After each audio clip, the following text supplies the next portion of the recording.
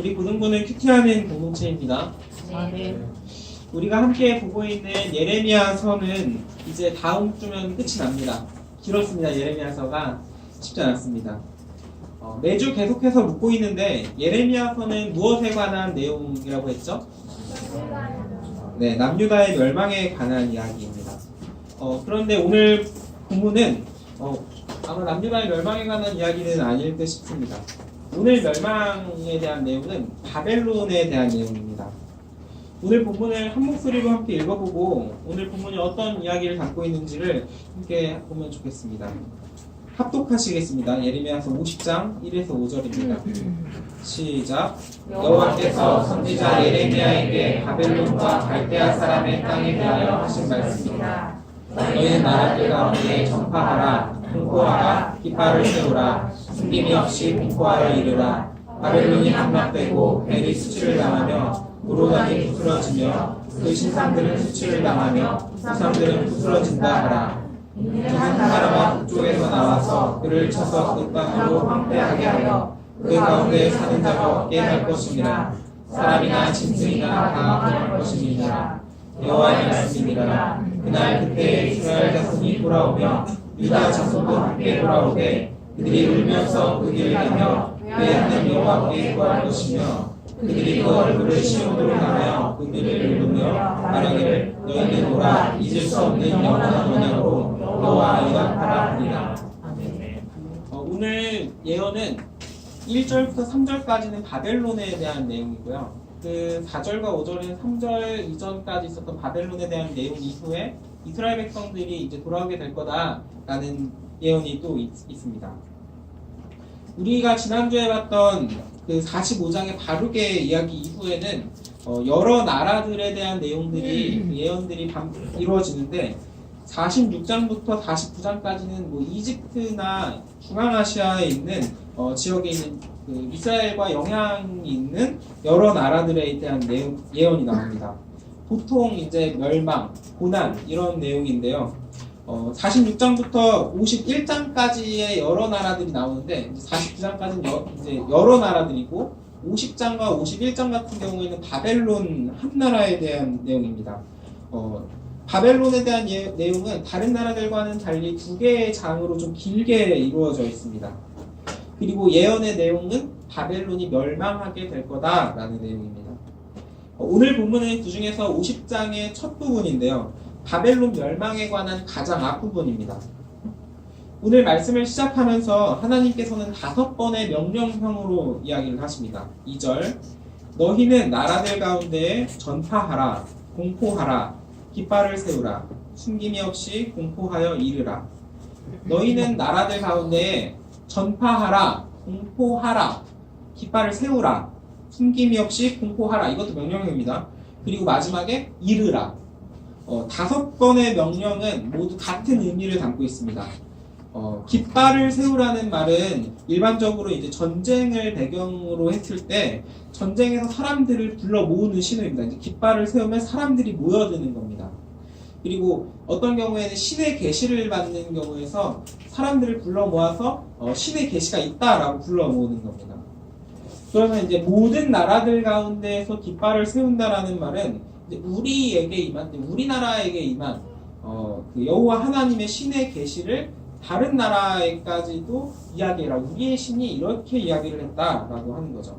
그러니까 지금부터 시작될 하나님의 말씀, 이제 50장, 51장에 나온 내용들을 모든 나라에 전파하라는 겁니다.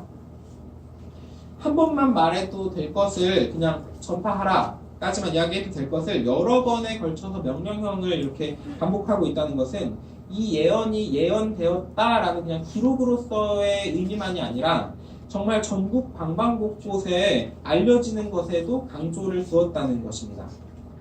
그런데 이어지는 예언은 어쩌면 모든 나라들에게 비웃음을 살 수 있는 내용입니다. 50장 2절 3절입니다. 바벨론이 함락되고 벨이 수치를 당하며 누르단이 부스러지며 그 신상들은 수치를 당하며 우상들은 부스러진다 하라. 이는 한 나라가 북쪽에서 나와서 그를 쳐서 그 땅으로 황폐하게 하여 그 가운데에 사는 자가 없게 할 것임이니라. 사람이나 짐승이니 다 도망할 것임이니라. 여기서 중요한 표현은 이제 2절에서 바벨론이 함락된다는 것과 이제 3절에서 한 나라가 북쪽에서 나온다라는 겁니다. 벨은 바알이라는 것을 의미하거든요. 그리고 무로닥은 바벨론의 신이 이제 말뚝을 의미합니다. 바벨론이 모시는 말뚝이라는 신이 무너져 내리고 그리고 신상과 우상들이 무너져 내린다라는 말은 바벨론이라는 나라가 패망한다라는 말과 같습니다. 이제 고대 근동에서는 나라의 흥망성쇠가 그 나라가 모시는 신의 삶과 죽음까지도 연관시켜서 이야기를 합니다. 그리고 바벨론 제국이 당대의 최고의 패권 국가였기 때문에 바벨론의 신 말뚝에게는 그 최고 신의 칭호인 바알이라는 칭호가 벨이라는 칭호가 주어집니다. 근데 이스라엘이 패망하고 나서 여호와 하나님의 영향력으로 유대인들이 묶여있다라는 것은 고대 근동에서는 평범하지는 않은 일이었습니다. 고대 근동에서 봤을 때는 이게 신기한 신처럼 여겨졌을 겁니다. 근데 결국 2절에서 이야기하는 내용이 바벨론이 패망한다라는 말을 여러 번 반복하고 있다라는 것이고 어떻게 패망하는지 이제 3절에서 나옵니다. 한 나라가 북쪽으로부터 나온다라고 되어 있습니다. 당대의 패권 국가인 바벨론이 북쪽으로부터의 어떤 나라에게 패망한다는 그 이야기가 왜 비웃음을 살 만한 이야기인지를 조금 이해를 하려면 당시에 좀 지도를 보면서 해보면 좋을 것 같은데요. 한번 다음 넘겨주시겠어요? 잘 보이시나요 혹시? 이게 아시리아라는 나라입니다. 바벨론이 흥하기 전에 있었던 아시리아라고 부르는데 아수르의 전성기 때의 모습이에요. 주보의 연대표를 조금 간단하게 표기를 해놨는데 바벨론 이전의 패권 국가는 아수르였습니다.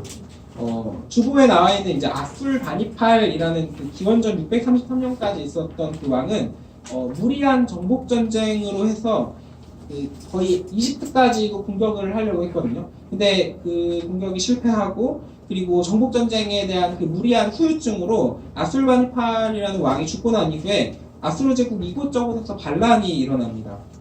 그리고 아수르 다음에 그 고대 근동 지방의 패권을 잡는 나라는 바벨론입니다. 한번 다음 넘겨주시겠어요?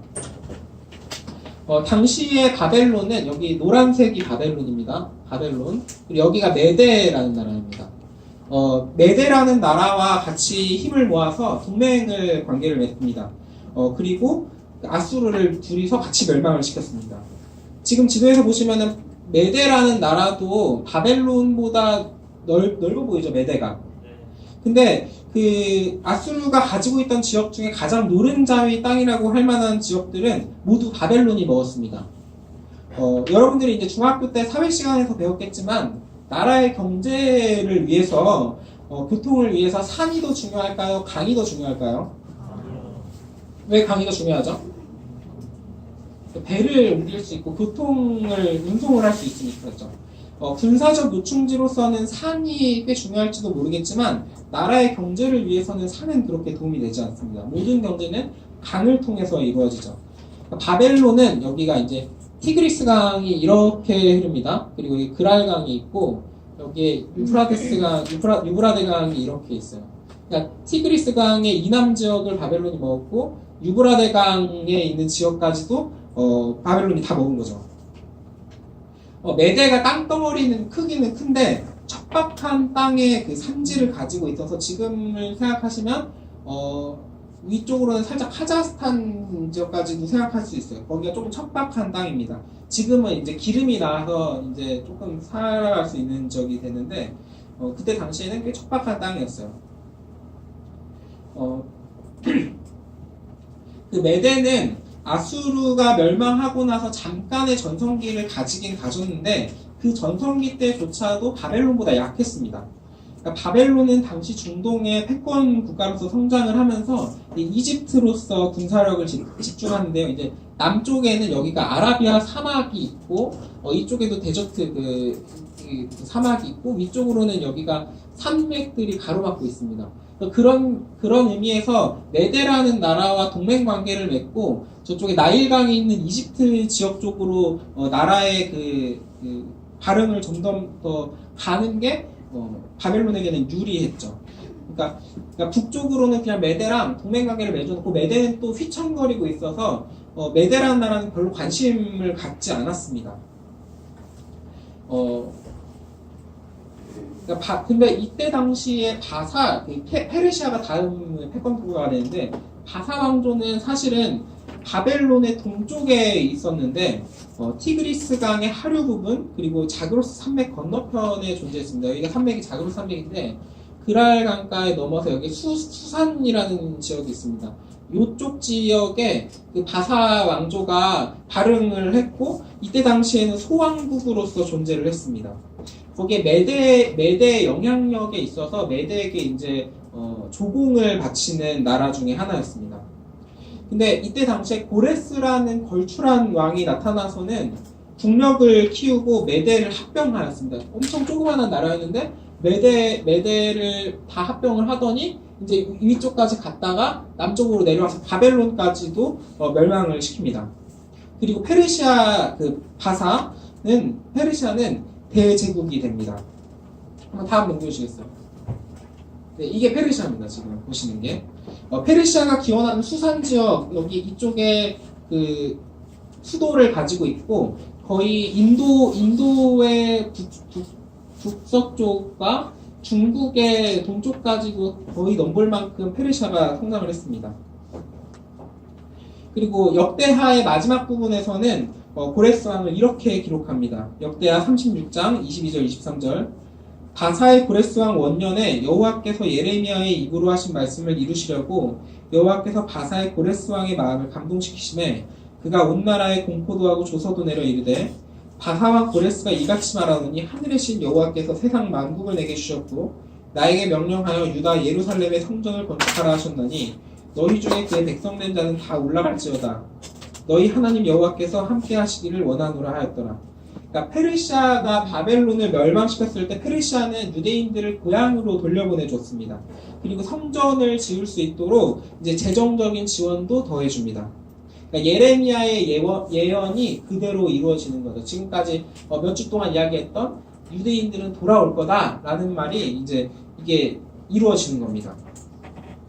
그런데 예레미야가 이렇게 선포하고 공포하고 깃발을 세우고 하면서 모든 나라에게 이런 예언을 했을 때 지금 이건 미래의 시점을 우리가 모두 다 알고 있는 걸로 이야기를 하는 건데 이 나라들이 이걸 어떻게 받아들였을까요?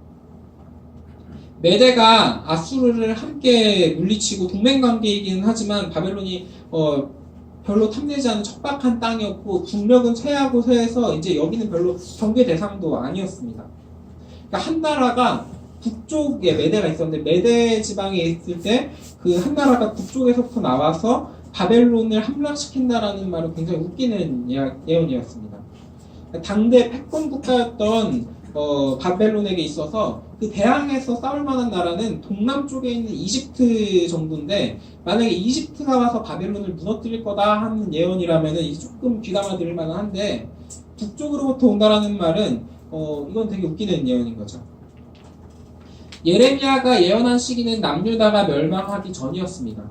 아수르가 예언의 내용에 없는 것도 그렇고 46장 49장까지 없는 것도 그렇고 바벨론에 대한 예언이 다른 나라들에 비해 유독 길다라는 것을 생각해 본다면 지금 우리가 보고 있는 예언은 예레미야서 50장은 당시 바벨론이 패권 국가로서 최고 전성기를 누릴 때라고 생각할 수 있습니다.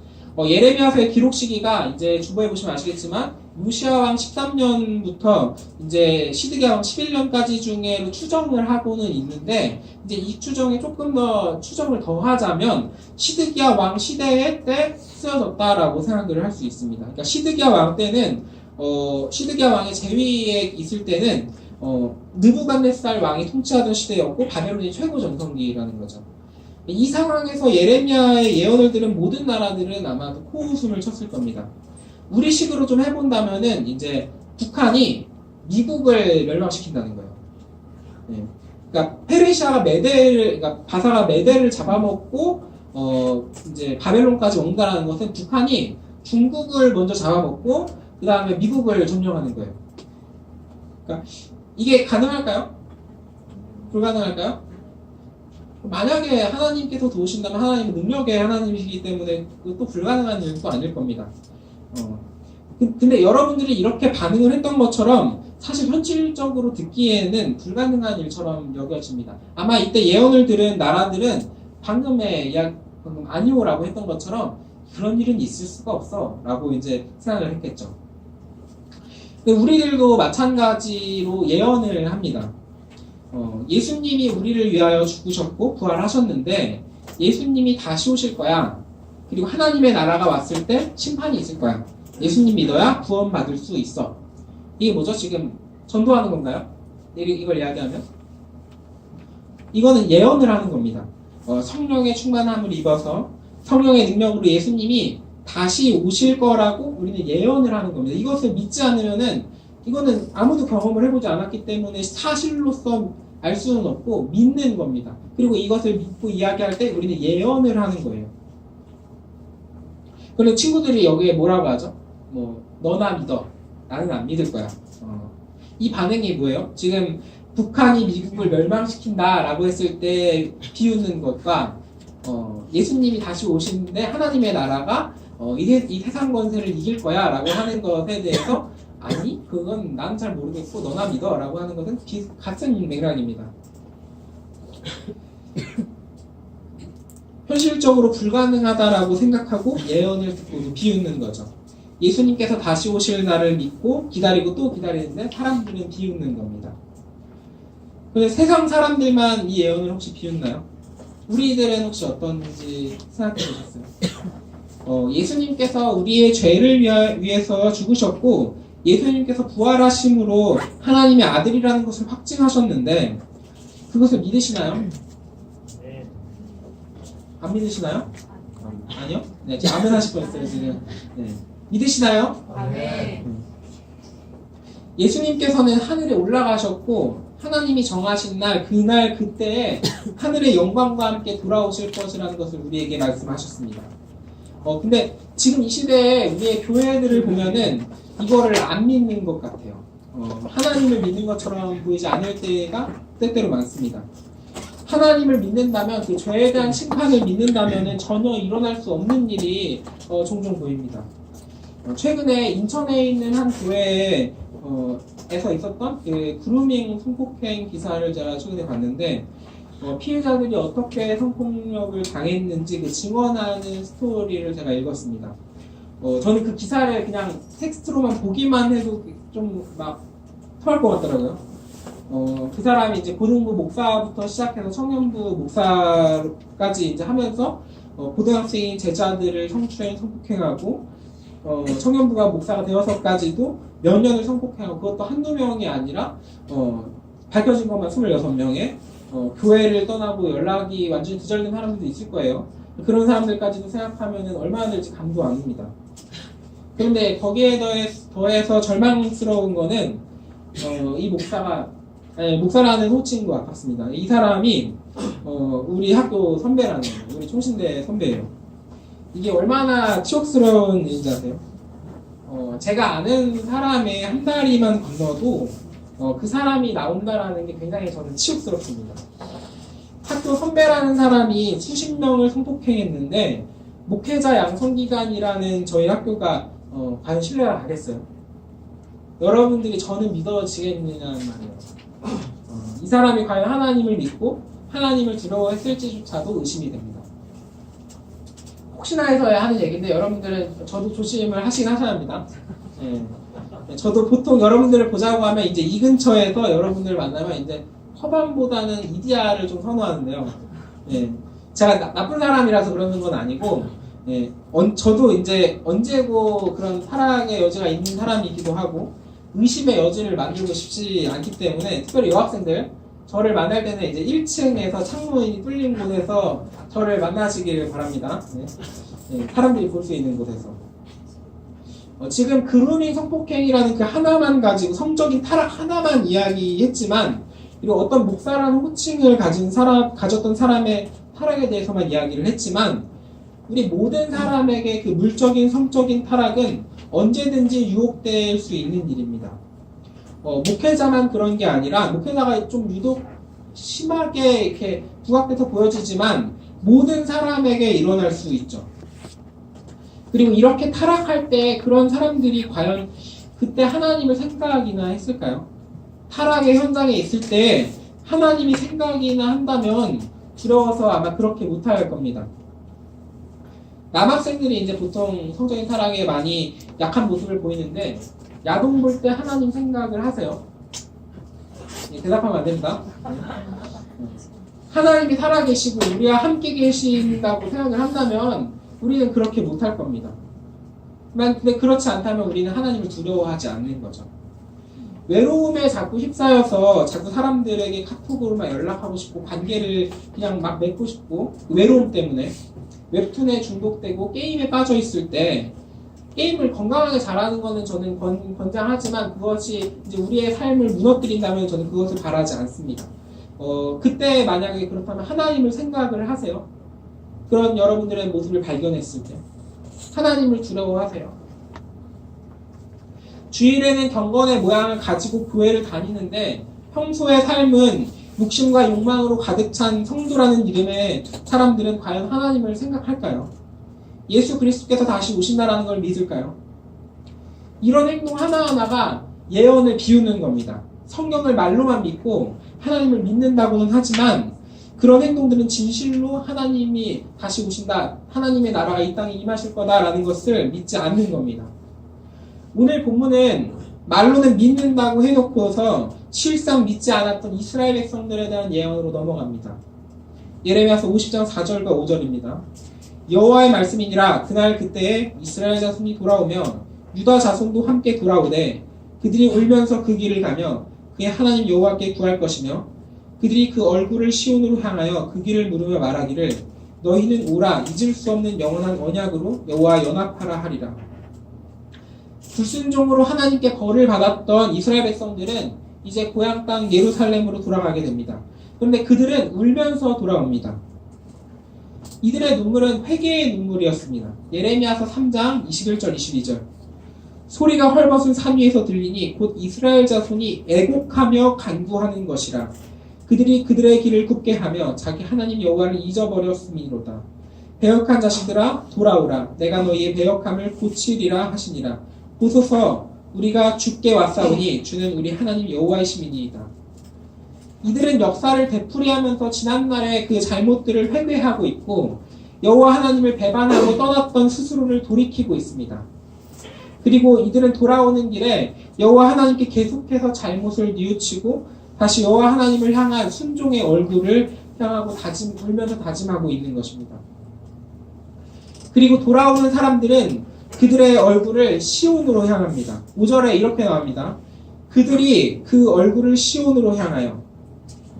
이들은 돌아오는 장소를 다윗의 시대의 성도였던 예루살렘으로 두지 않고 시온을 도착지로 둡니다. 시온은 예루살렘에 있던 작은 산입니다. 예루살렘과 시온이 거의 같이 있다라고 생각을 해도 되는데 언덕 정도로 생각해도 됩니다. 근데 이 시온이라는 장소는 다윗의 시대에 그 언약궤, 다윗의 시대에 언약궤를 두었던 곳이고 솔로몬 때에는 여호와의 성전을 건설했던 곳입니다. 성전을 지었던 곳입니다. 그러니까 유대인들에게 시온이라는 장소의 의미는 하나님이 계신 곳, 하나님이 계신 곳을 의미합니다. 그러니까 사람들이 시온으로 향하여 발걸음을 뗀다라는 말은 1차적으로는 자신들의 귀향길의 목적지를 의미하기도 하지만 2차적으로는 이들이 하나님을 향하여 간다. 이들의 회개를 의미하는 겁니다. 구약시대에 하나님께서 계신 장소를 성전으로 생각했는데 성전으로 발걸음을 향한다는 것은 이스라엘 사람들이 마음을 돌이켜서 하나님께로 계속 나아간다라는 것이죠. 그리고 하나님께 나아가는 그 결과는 영원한 언약으로 여호와의 언약 연합을 의미합니다. 우리 청매에 나와 있는 시온 성경을 찾아보면은 오늘 본문 5절을 이렇게 이야기합니다. 그들이 시온으로 가는 길을 물으며 그곳으로 향할 것이다. 그들이 영원토록 잊지 않을 언약을 가지고 나 여호와와 연합할 것이다. 그러니까 회개하고 회심하면서 시온으로 발걸음을 향하고 하나님께로 발걸음을 향하는 이스라엘 사람들은 결국 영원토록 잊지 않을 언약으로 여호와 하나님과 연합하는 것입니다. 그리고 여호와 연합한다라는 이 말은 하나님께 불순종하고 단절되었던 상태에서 하나님의 백성으로 돌아가서 연합한다라는 것을 의미합니다. 그러니까 이스라엘이 드디어 마음을 돌이켜서 하나님의 백성으로 돌아가는 겁니다. 여호와 하나님과의 관계가 회복되는 거예요. 이제 말씀을 마치려고 하는데요. 오늘 말씀을 들을 때 당시의 사람들은 비웃었을지도 모릅니다. 말도 안 되는 일이라고 비웃었습니다. 하지만 사람들이 비웃던 그 일은 실제로 일어났습니다. 오늘 지도를 보여주면서 유대인들이 돌아왔고 성전을 다시 재건축합니다. 근데 이 시대에 우리는 비웃음을 들을 수 있습니다. 하나님 살아계시다는 말에, 예수님 부활하셨다는 말에, 예수님 다시 올 그날에 대해 이야기했을 때 사람들이 비웃습니다. 하지만 예레미야의 예언이 이루어졌던 것처럼 예수님 다시 오실 그날의 예언은 반드시 이루어집니다. 사람들이 비웃어도 우리는 예수님 다시 오실 그날 하나를 바라보고 사는 겁니다. 예언은 반드시 이루어질 건데 우리의 삶은 그 예언을 믿고 있는, 우리가 사람들은 비웃어도 우리는 그 예언을 믿고 살아가야 합니다. 우리가 말로는 예수님을 믿는다고 하는데 우리의 삶을 돌이켜봤을 때 예언을 믿는 삶을 살고 있지 못하다면은 그거는 안 됩니다. 우리의 삶을 잘 돌아보셨으면 좋겠습니다. 이스라엘은 미래에 이루어질 하나님의 나라의 완성을 보여주는 모형입니다.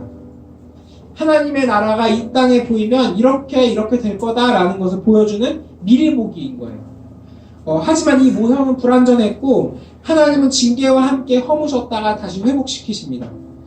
그리고 이 이스라엘이라는 모형은 태초에 지상낙원 에덴 동산에 살았던 아담과 하와가 죄를 지어서 징계와 함께 내쫓김을 당했다가 이 세상이 끝나는 날에 하나님의 나라가 완전하게 회복되어지는 그 큰 그림을 보여주는 모형인 겁니다. 하지만 오늘 본문의 이스라엘과 이 오늘 예언 다른 것은 그날 그때 이스라엘 사람들은 회개하며 울면서 돌아갔지만 우리들은 기쁨의 함성을 지르면서 하나님의 나라로 돌아간다는 겁니다.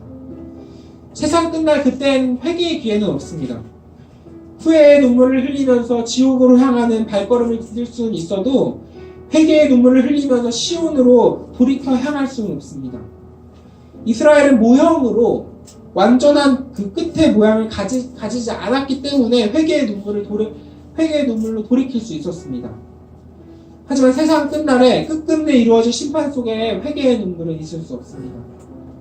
그리고 세상 끝날에 사탄과 마귀가 득세했던 세상 권세는 바벨론처럼 무너질 것이고 세상 권세를 따랐던 사람들은 사탄 마귀와 함께 동행하면서 지옥에 가는 길로 가게 될 겁니다.